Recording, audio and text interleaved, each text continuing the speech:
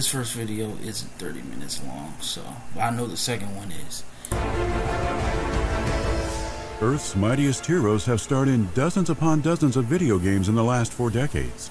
The iconic web slinger's first interactive adventure dates back to the Spider-Man action game released on the Atari 2600 in 1982. That same decade also saw the Hulk and Captain America migrate to the world of gaming. See, now this is the part of nostalgia that, you know, we can do without this far back nostalgia, because both of these games look horrible. Both of them look absolutely horrible. And I will say, if you compare these games here with the games that we have now, it's an immense improvement. Even the Avengers game, only if you're comparing it to the dinosaur games from years, decades ago. However, an actual Avengers game would not hit the market until Data East shipped its arcade beat-em-up Captain America and the Avengers in 1991. I would play a range this of game, mobile games, crossover titles, one. and Lego-branded experiences have since allowed players to assemble their favorite heroes.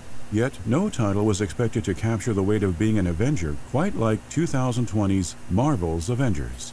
Alongside Marvel games, developer Crystal Dynamics and publisher Square Enix unveiled Marvel's Avengers during E3 2019. I will say, for this game, even before it came out, when I found out that Square Enix was going to make an Avengers game, that already turned me off, man. Because if you know Square Enix, they're more along the lines of realistic. And you look like, and also Crystal Dynamics, they're responsible for the Tomb Raider remakes.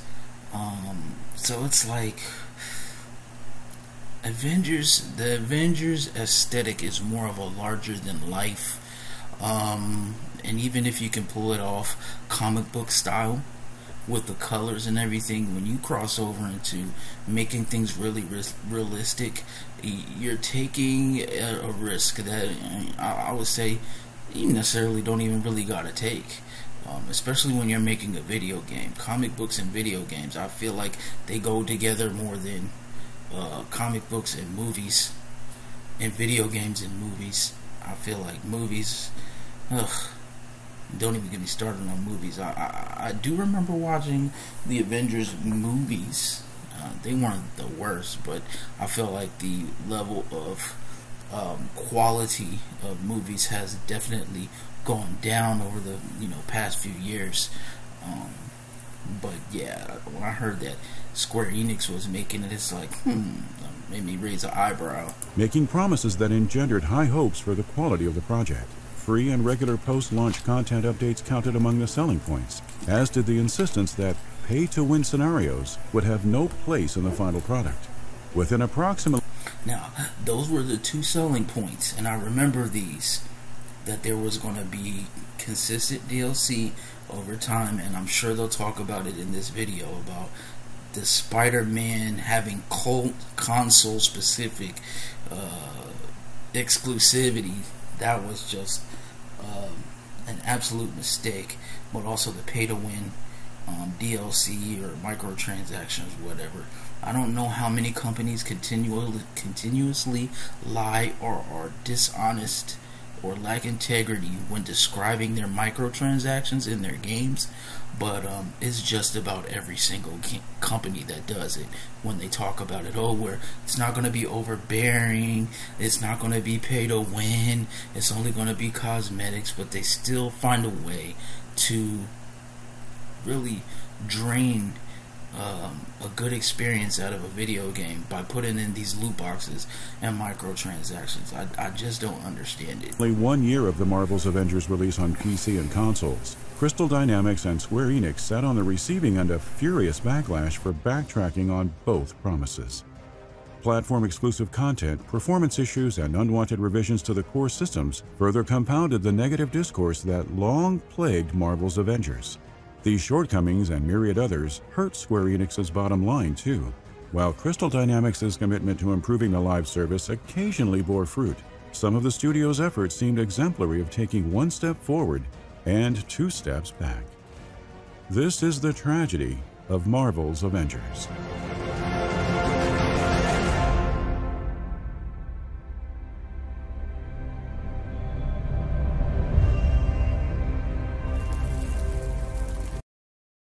I'll just say it's only a tragedy if you spent money on this game.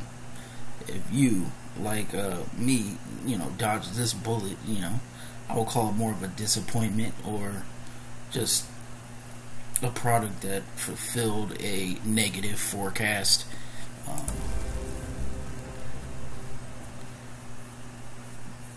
I saw this garbage a mile away.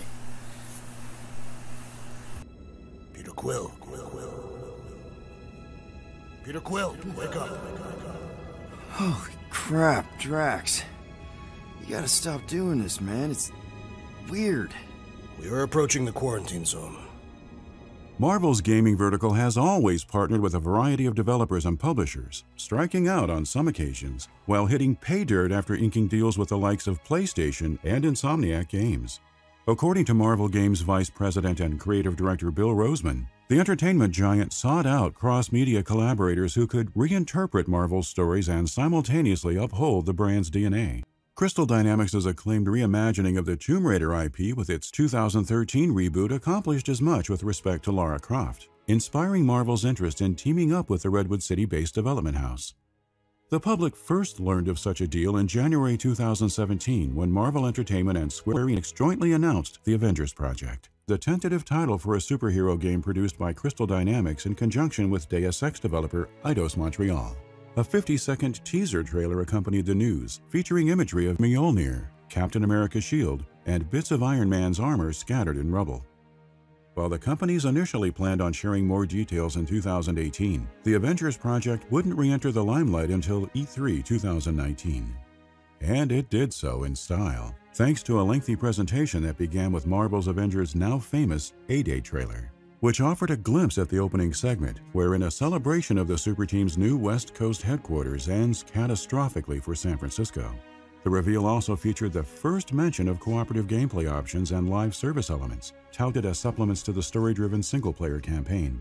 Crystal Dynamics representatives preemptively mitigated any cause for concern, with one developer guaranteeing the title would never include random loot boxes or pay-to-win scenarios.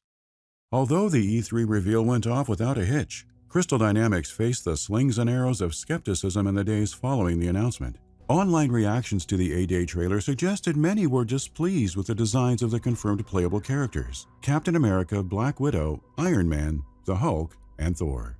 Much of the criticism revolved around each hero's uncanny similarities to their MCU counterpart, whereby the character designs looked close, but veered too far into the realm of cheap knockoffs. The outcry didn't result in any immediate changes, yet every Avenger received subtle visual updates ahead of launch, with Black Widow's and Thor's character models undergoing the most drastic alterations. As far as this goes, the narrator spoke about how, the characters had the knockoff movie look. I feel as though the problem would not have arose if the developers went with a more comic book style feel or look to the game. That way, even if it was kind of like a knockoff, it would still look like it had a personality of its own instead of just a knockoff of the movie. If it had an aesthetic of its own, that's why, when I first heard that Square Enix was doing this, it just didn't bode well to me. It was just like, like I said, it made my eyebrow raise. I'm like, Square Enix, I would understand if they wanted to make a more realistic game, but not Avengers. That's because I'll say this, the Lara Croft Tomb Raider games are definitely good and are definitely worth playing. I still have one that I haven't finished yet, which is, I believe it's Rise of the Tomb Raider, which they did a great job making that game. But with this game, it's like, I don't feel like it was in their wheelhouse to take on this type of project. Give it to someone else, like I said, give it a comic book feel, more of a maybe a toony, or just a larger than life type of feel, instead of the surreal, realistic type of MCU type of approach. But the confirmation of microtransactions in Marvel's Avengers sounded the loudest alarm bells in terms of post-E3 2019 news. Creative director Sean Eskai shared cursory details in an IGN interview, teasing the custom outfits players could purchase through an in-game store. Eskai's assurance that all in-game purchases would purely serve aesthetic customization and hold no bearing on gameplay somewhat lessened the blow. The public's faith in Crystal Dynamics' ability to uphold such promises later faltered, however.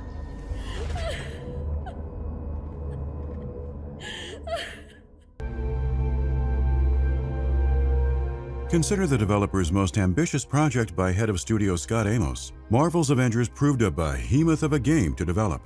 As a result, 4 different teams served in support roles, namely Eidos Montreal, Nix's, Crystal Dynamics' Bellevue-based satellite Crystal Northwest, and Square Enix Japan's Tech Group. Amos told GamesIndustry.biz that the core team additionally had to adjust its production style by hiring top talent from across the industry. Former Uncharted and The Last of Us developer Sean Eskai brought his narrative experience. Meanwhile, Call of Duty and Halo veteran Dave Fifield provided key insights regarding multiplayer. And lead combat designer Vince Napoli jumped on board after wrapping up God of War 2018. Crystal Dynamics more or less assembled a dream team of its own to bring the Avengers to life like never before. Yet players wouldn't get to experience the fruits of the studio's labor in May 2020 as planned. Months ahead of its originally scheduled due date, Crystal Dynamics delayed Marvel's Avengers to September 2020, citing a need for extra production time to ensure the final product met the high standards fans expected and deserved. The news update, penned by co-heads of studio Scott Amos and Ron Rosenberg, expressed confidence that the resulting experience would prove well worth the wait. Critics and players alike called said confidence into question when the launch date finally arrived. However, a few feathers were ruffled before then. Details concerning Spider-Man's PlayStation exclusivity, alongside an extensive breakdown of the in-game economy, raised a red flag or two in the weeks leading up to Marvel's Avengers. While Crystal Dynamics previously confirmed PlayStation bonuses such as early beta access and unique benefits, many argued Spider-Man was too significant of a character to lock to one platform. The Byzantine in-game economy and its $10 hero-specific battle passes similarly caused a stir on the eve of the game's launch. Little did anyone know, such concerns would soon prove the least of the development studio's problems. I don't know what it is about these gaming companies and their tug of war with Spider-Man, but I'll tell you that as a gamer, as a consumer of video games, we're the ones that have to suffer because of it. Like, I understand, because he's a very important IP character, especially in the Marvel Cinematic Universe and in Marvel just period. He's essentially the I don't know, letterhead character, the mascot of Marvel almost. It's just a tug of war between what game he's featured in and who has the rights to use him.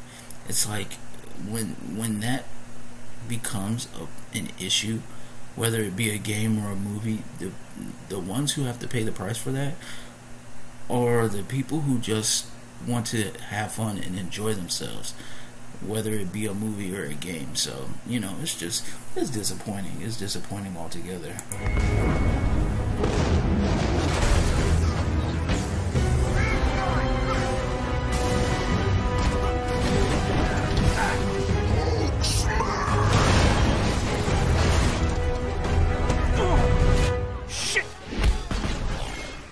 Mixed beta impressions the month ahead of release clouded the discourse surrounding Marvel's Avengers. Ultimately, the title's flawed September 2020 rollout on Google Stadia, PC, PS4, and Xbox One demonstrated why those who participated in the beta sessions walked away with reservations. The awe-inspiring visuals and finely crafted gameplay meshed well with the single-player story campaign, leaving Marvel's Avengers players itching for more action. Yet the scarcity of more action was precisely the problem. The loot-based endgame content felt sparse at best, its repetitive and dissatisfying live service offerings giving users few reasons to stick around long-term. And the range of performance issues and immersion-breaking bugs only exacerbated what had become a rather turbulent launch for one of the year's most eagerly anticipated games. Crystal Dynamics tackled a litany of errors shortly after launch, with the first major patch addressing over 1,000 known issues across all platforms. The update resolved everything from graphical fixes and matchmaking bugs to combat hiccups and progression blocking glitches. These efforts did nothing to stall the mass exodus from Marvel's Avengers, evidenced by its Steam player count falling below 3,000 before the end of September. By early October, the PC player base had dipped to sub-1,000 users, culminating in the rise of matchmaking difficulties. As interest in the live service waned, Scott Amos issued a statement claiming the development team's then upcoming plans would encourage users on PC and consoles to return in droves.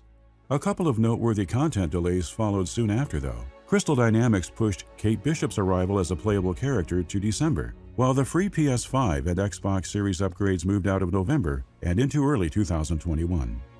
Marvel's Avengers shortcomings struck a mighty blow to Square Enix's pocketbooks, since the quarter in which the title launched saw the publisher report a $62 million loss, with net sales down 30% compared to the previous quarter when Final Fantasy VII Remake hit the market. The company avoided the specifics, but games analyst David Gibson noted Marvel's Avengers only achieved 60% of its projected sales, amounting to an estimated 3 million units sold in the first month. Square Enix president Yosuke Matsuda later divulged in a November 2020 financial briefing that sales were lower than expected. By then, the Avengers game had even failed to recoup production costs. Matsuda believed ample content offerings would offset slow initial sales, but the growing pains continued well into 2021 and beyond.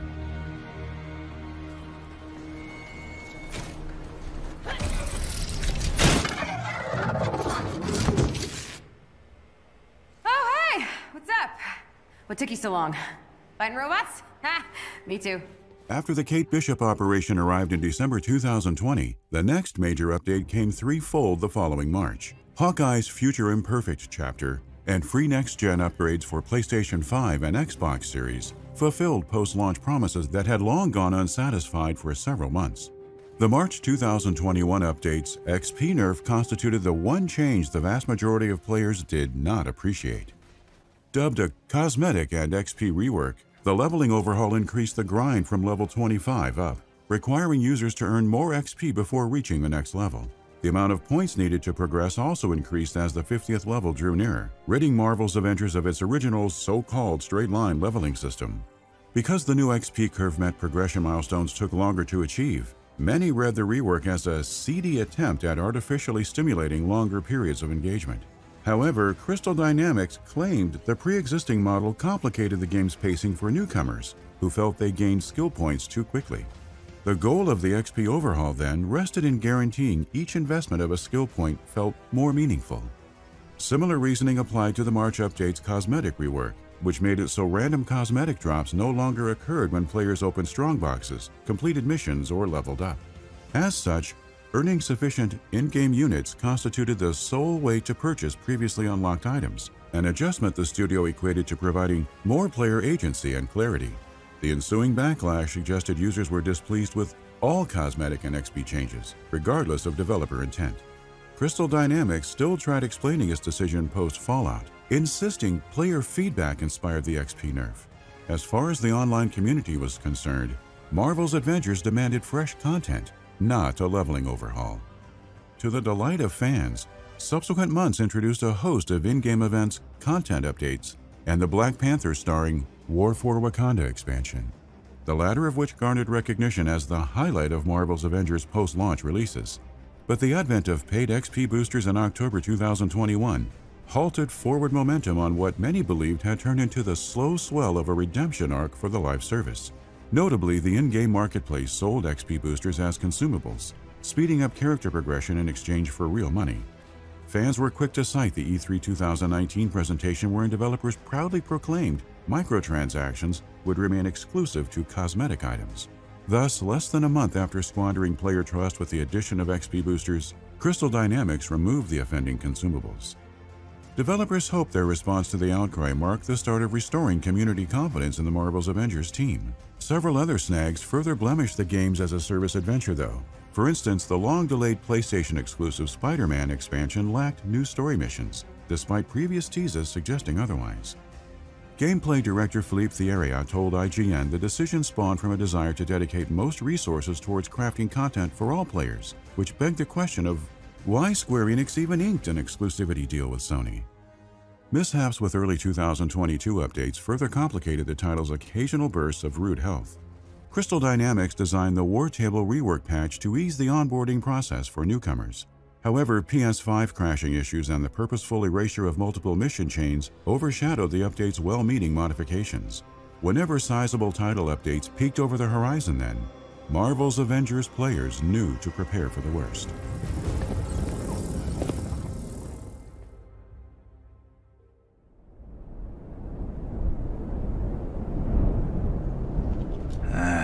End of the road, Clint. What a mess. During an E3 2019 interview with GamesBeat, Square Enix president Yosuke Matsuda called Crystal Dynamics a good fit for Marvel's Avengers, given the studio's pedigree in the action-adventure genre. While addressing shareholders in an annual report 2 years later, Matsuda admitted the disappointing performance of Marvel's Avengers emphasized the importance of matching developers with the types of games that befit previously demonstrated skills. The crew that spent over a decade exclusively producing Tomb Raider adventures had no business managing a multi-year live service experience. And that was the point that I had a hunch about early. I was like, why? Why is Square Enix making a Marvel's Avengers game? It doesn't fit. It doesn't fit. I don't know why it would make sense to anybody else, but you know, we're talking about developers and shareholders and CEOs. These people, in my opinion, aren't seeing things from an enjoyment perspective. They're not seeing these things from fulfilling consumer expectation. They're seeing it as a bottom line. A lot of times, monetary bottom line. And if you put that first, I feel like you're setting yourself up for disappointment. Not to say that it's not a big priority, even a very big priority, but if you put it first, at the very least, a consumer, a buyer, is going to notice it almost immediately. It's not something that can be hidden. You can't suggest it or maybe stow it away over here, over there, and think that, you know, anyone with 2 cents can't pick up on what it is you're trying to do with these loot boxes and these microtransactions. It's like anytime you get to the point where you feel like you're smarter than, you know, your consumer base, first of all, you're wrong. But second of all, it shows. It shows in the product that you present, and it infuriates people who take the time to play your game and spend money on your game. It leaves them feeling scammed. It leaves them feeling like, you know, they made a bad financial decision, and on top of that, they've wasted their time not only playing your game but listening to you lie to them and try to, you know, be shifty. It's a lose-lose situation. You're not going to get any of your investment back. You're not going to please the shareholders with your bottom line at the end of the day, and you're not going to have a product that has any longevity, any revisability.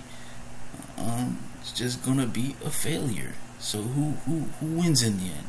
Who wins with that? I don't know. Marvel's Avengers shined the brightest in its single-player campaign. Building on the storytelling and gameplay strengths Crystal Dynamics accrued after years of serving as the steward of Lara Croft's legacy.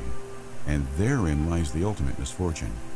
Crystal Dynamics did create a good Avengers game, one burdened by a demanding content model its developers were ill-equipped to elevate to the standards associated with the brand and the studio.